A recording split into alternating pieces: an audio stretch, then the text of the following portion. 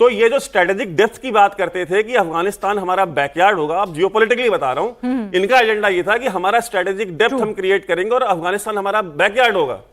आज strategic depth create की है अफगान तालिबान ने पाकिस्तान के अंदर। ठीक है, जिस स्ट्रेटेजिक डेप्थ के चक्कर में ये लगे थे, दुनिया की सबसे बड़ी पठानों का शहर, सबसे ज्यादा पश्तून जहां रहते हैं वो कराची है, वो पेशावर नहीं है। तो आप सोचिए कि काबुल से लेकर के कराची तक जो सॉफ्ट पावर या हार्ड पावर जो टीटीपी के पास है या जो अफगान तालिबान के पास है, वो पाकिस्तानी स्टेट के पास नहीं है। और अभी जब ये हमले हो रहे थे तो आप मुझे बताइए कि खैबर पख्तूनख्वा की सड़कों पे जो आवाम निकली हुई थी, जो वहां के लोकल रहने वाले थे, जो सो कॉल्ड पाकिस्तानी जिनको कहते हैं, वो किसकी शान में गाने गा रहे थे? वो अफगान तालिबान को प्रेस कर रहे थे। वो गालियां इस गवर्नमेंट को दे रहे थे, पाकिस्तान की फौज को। उनके लीडर को, इमरान खान को जेल में किसने डाला है? इन्होंने डाला है। इनका वोट चोरी कौन करता है? आईएसआई करती है। इनके लोगों को एक्स्ट्रा जुडिशली कौन मारता है? वो खुद मारते हैं। तो और देखिए, ये जो हमले कर रहे हैं, ये पिछले 2 साल से क्यों नहीं कर रहे थे? टीटीपी ने तो इनका बाजा 2 साल से बजाया हुआ है, 2.5 साल से। अभी क्यों किया है? क्योंकि अभी जो माई बाप बैठा है वॉशिंगटन में, उसने बोला है कि हाँ आप कर लो तुम। सर लेकिन माई बाप बचाने तो नहीं आ रहा ना। माई बाप के हथियारों से अफगानिस्तान ने क्या गत बनाई है, ये सबने देखा है। ये सबने देखा। अमेरिका के हथियार हैं ये, अब उन्हीं की ट्रेनिंग दी हुई फौज है। अब ये लोग कहते हैं कि शहबाज शरीफ आसिम मुनीर का अर्दली है। आसिम मुनीर डोनाल्ड ट्रंप का अर्दली है। भाई क्या अंतर है? उसके सामने हाथ बांध के खड़े रहते हैं। जैसे ऑर्डर शहबाज शरीफ लेता है आसिम मुनीर से, वैसे ही आसिम मुनीर उससे ऑर्डर लेता है। वो कहता है भाई इससे लड़ जाओ, हाँ लड़ जाएंगे। तो जो सर ने बात कही कि आर्टिफिशियली क्रिएटेड स्टेट है, उसकी जो सॉवरेंटी है या उसकी जो एग्जिस्टेंस है, वो गारंटी सिर्फ दुनिया में एक देश करता है, जिन्होंने उसको बनाया है। वो जो गोरे लंदन में और वॉशिंगटन में बैठे हैं, उन्होंने बनाया है, वही गारंटी करते हैं और उन्हीं के हिसाब से चलते रहे और उन्हीं के हिसाब से चलेंगे। और ये इन्होंने पलटी मारी क्यों है? क्योंकि चाइना ने 2022 के बाद सीपेक में इन्वेस्टमेंट बंद कर दी, 1 रुपया नहीं दिया। ML1 जो कि पेशावर से लेकर कराची तक की मेन रेलवे लाइन थी, जो कि सबसे बड़ा सीपेक का प्रोजेक्ट था, उसकी फंडिंग के लिए शहबाज शरीफ अभी 6 महीने पहले गया था बीजिंग। चाइनीज ने क्या बोला? एक ढेला नहीं देंगे, भाग जाओ यहां से। तो भक्के कहां जाएंगे भाई? पैसा तो चाहिए। तो फिर वापस गए उनके पास जिन्होंने उनको बनाया है।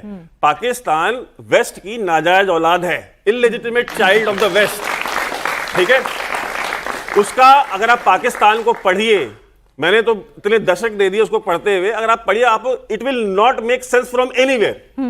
किसी भी एंगल से सेंस नहीं बनता, लेकिन वो देश है, एग्जिस्ट कर रहा है, चल रहा है। आप बताइए, लगता है अरे पाकिस्तान कल गिरने वाला, पाकिस्तान परसों खत्म हो जाएगा, इनके पास पैसे नहीं है। अचानक से वर्ल्ड बैंक की एक लोन आ जाता है, अचानक से IMF का पैकेज आ जाता है। ज्योग्राफिकली बहुत सही जगह बैठा है ना। तो भाई वो जो गलत काम उनके लिए करते हैं, आप मुझे बताइए, मुशर्रफ खुल के कहते हैं हमने अमेरिका की डर्टी जॉब की है सालों तक। अब शर्माते नहीं भाई, वो शर्माते भी नहीं है। और जो डर्टी जॉब वो कर सकते हैं, वो दुनिया में कोई दूसरा मुल्क नहीं कर सकता। आप मुझे बताइए, कचरे का ढेर ही कर सकता है ना डर्टी जॉब तो। भाई मुशर्रफ ने, आप सोचिए मुशर्रफ मतलब कितना इंसान को बेशर्म होना चाहिए कि वो खुद अपनी किताब में लिख रहा है कि मैंने सब्जी वाले, फल वाले, ये रेडी वालों को उठा उठा के तालिबान बना करके बेचा है अमेरिका को पैसे के लिए।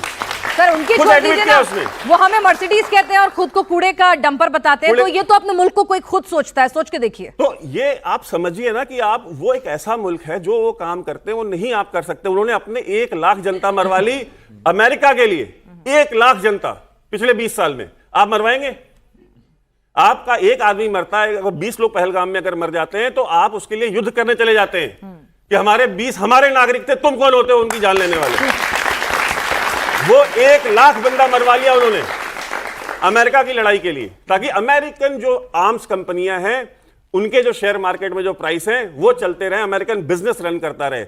अभी भी आप देखिए, ईरान के ऊपर हमला हुआ, आप मुझे बताइए एरियल रूट किसने प्रोवाइड किया? इन्होंने।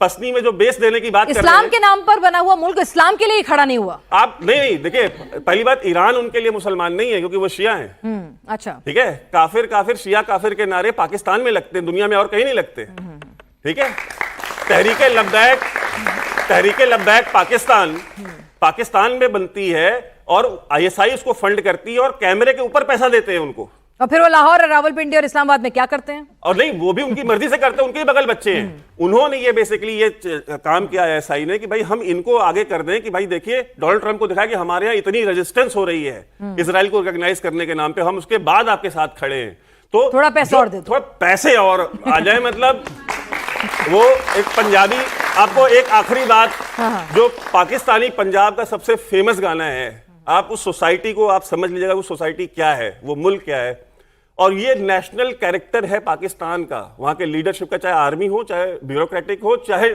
सिविल हो। वहां का जो सबसे फेमस गाना है, जो सबसे वायरल गाना है इतिहास में, वो है मैनू नोट वेखा तो मेरा मूड बना।